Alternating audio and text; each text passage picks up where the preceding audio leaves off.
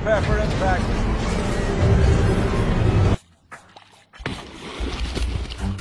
Halo sobat semuanya, bertemu lagi dengan channel Ilmuwan Top. Sampai sekarang lautan masih menyimpan banyak misteri. Tak jarang hal-hal misterius yang belum pernah terlihat sebelumnya tersapu hingga ke tepi pantai dalam bentuk makhluk yang menyeramkan, seperti hewan setengah manusia, bangkai misterius, benda-benda aneh, dan tak jarang juga wujud makhluk tersebut benar-benar tidak bisa digambarkan. Banyak yang percaya kalau penemuan tersebut berhubungan dengan hal-hal mistis, bencana alam yang mengerikan, hingga makhluk luar angkasa atau alien. Beberapa ilmuwan yang mencoba menelitinya tetap saja masih belum sanggup untuk mengungkapkan kenyataan di baliknya, sehingga makhluk misterius tersebut terus menjadi misteri yang belum terpecahkan sampai saat ini. Kali ini kita ingin kasih tahu kalian 15 makhluk misterius dan menyeramkan yang pernah ditemukan terdampar di pantai. Oke, langsung saja simak videonya sampai selesai.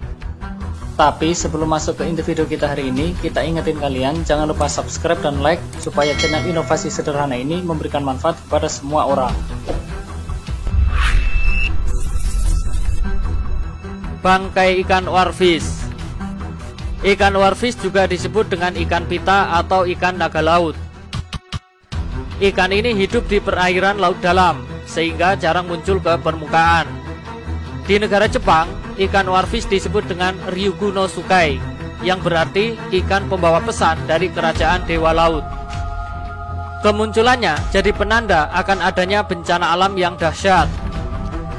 Cerita rakyat Jepang menyebutkan bahwa kemunculan ikan ini di tepian pantai kerap dikaitkan dengan kedatangan gempa bumi besar dan tsunami. Ikan warfish juga dipercaya bersembunyi di suatu tempat di bawah daratan Jepang dan terkadang menggoyangkan ekornya hingga menyebabkan gempa bumi di dunia manusia.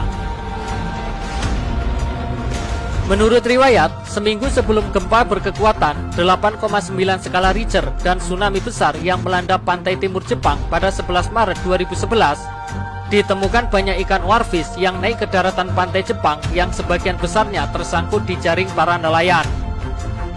Halaman berita terkemuka, The Telegraph, juga pernah memuat artikel tentang ikan warfish yang muncul ke permukaan sebelum terjadi gempa besar di Chili, Haiti, dan Filipina. Ikan ini juga banyak ditemukan di sekitar perairan Majene, Sulawesi Barat sebelum terjadinya kasus gempa yang terjadi di Palu, Indonesia beberapa waktu silam. Terakhir, pada tahun 2019, ikan warfish ditemukan oleh para nelayan di perairan Kepulauan Selayar, Sulawesi Selatan. Kemunculannya tentu saja membuat heboh masyarakat Indonesia, mengingat bahwa ikan yang telah menjadi mitos dan cerita rakyat di sejumlah kebudayaan manusia tersebut adalah petanda akan terjadinya gempa bumi besar atau tsunami yang sangat kuat. Namun para ilmuwan skeptis dengan mitos tersebut. Mereka mengatakan bahwa tidak ada bukti ilmiah sama sekali soal teori bahwa ikan warfish muncul menjelang gempa besar. Tetapi kami tidak bisa 100% menyangkal kemungkinan yang terjadi. Itu bisa saja menunjukkan bahwa pemanasan global mungkin berdampak pada kemunculan ikan warfish, atau untuk alasan yang belum kita ketahui. Penampakan Putri Duyung di pantai Karyatiem.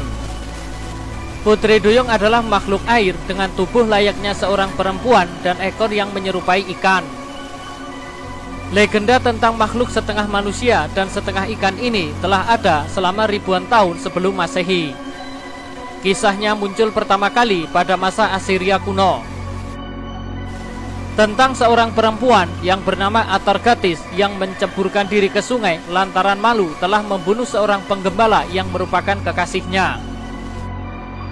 Atargatis nekat menceburkan dirinya ke sungai karena berniat mengubah wujudnya menjadi ikan. Namun sayang, karena parasnya yang sangat cantik, air sungai suci itu hanya mampu mengubah separuh tubuhnya menjadi ikan. Bagian kepala sampai pinggangnya tetap berwujud manusia, sedangkan pinggang sampai kakinya berubah menjadi ikan. Dalam mitologi Yunani, Putri Duyung digambarkan sebagai makhluk yang cantik namun berbahaya. Mereka hidup di samudera, sungai, danau, hingga sumur. Putri Duyung dikisahkan sering menggoda para pelaut dengan nyanyiannya.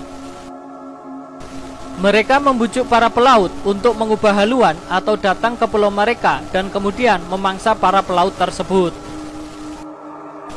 Filosof Yunani Homer menceritakan dalam bukunya Odysseus bahwa para pelaut sampai-sampai harus mengikat tubuh mereka di tiang kapal dan menutup telinga mereka dengan lilin untuk menghindari nyanyian Putri Duyung.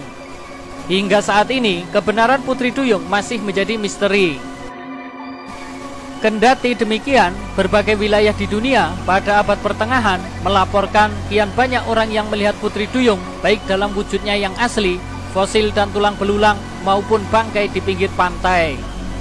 Putri Duyung dilaporkan pernah terlihat di pantai Mayan Island, Kolombia, pantai Karibia, Zimbabwe, Afrika Selatan, Selandia Baru, Norwegia, Skotlandia, dan Pulau Kai, Indonesia.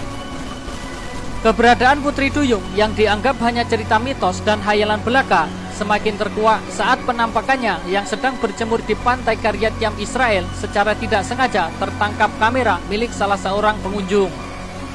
Saat video di zoom dan makin dekat dengan batu karang, terlihat ada sosok di atas batu karang. Seorang wanita berambut panjang dengan setengah tubuh bagian berbentuk sirip ikan, yang tak lain adalah sosok Putri Duyung.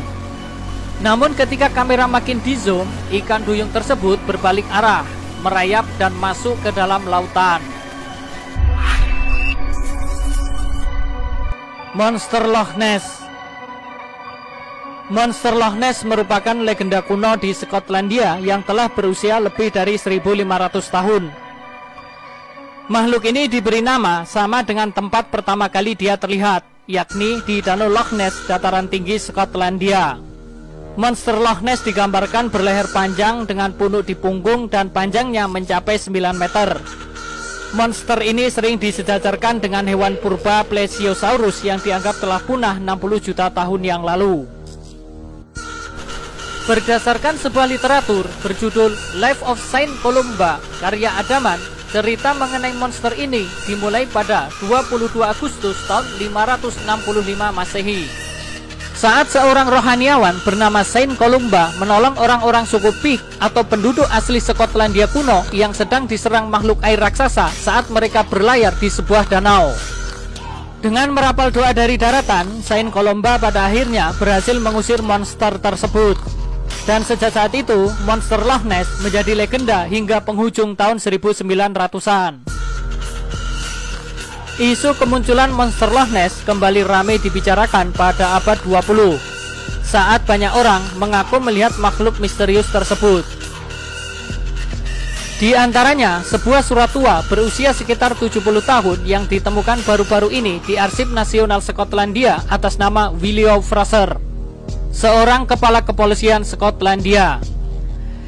Dia melaporkan adanya penampakan besar-besaran monster berleher panjang tersebut di sebuah danau di Skotlandia. Selain banyak orang yang pernah melihatnya, bangkai monster Loch Ness juga pernah ditemukan terdampar di Pulau Golden, Georgia. Bukti terbaru yang mendukung kebenaran adanya monster Loch Ness tersebut dan sempat menggemparkan dunia adalah penampakannya pada tahun 2020. Richard Mavor, seorang pecinta alam liar dari Inggris, sangat terkejut ketika kamera drone yang dimilikinya secara tidak sengaja merekam binatang raksasa ketika dia dan teman-temannya sedang melakukan perjalanan kano di sepanjang Danau Loch Ness. Potongan video hasil rekaman drone yang diperbesar memperlihatkan dengan sangat jelas adanya makhluk hidup raksasa tepat di bawah permukaan air yang mulai muncul ke permukaan. Terlihat makhluk raksasa punya bentuk leher yang panjangnya sekitar 20 kaki. Makhluk yang ditangkap oleh kamera drone milik Mavor itu memiliki kemiripan yang sama persis dengan monster Loch Ness yang sering dideskripsikan selama ini. Dan sejak saat itu, eksistensi monster Loch Ness dipercaya benar adanya.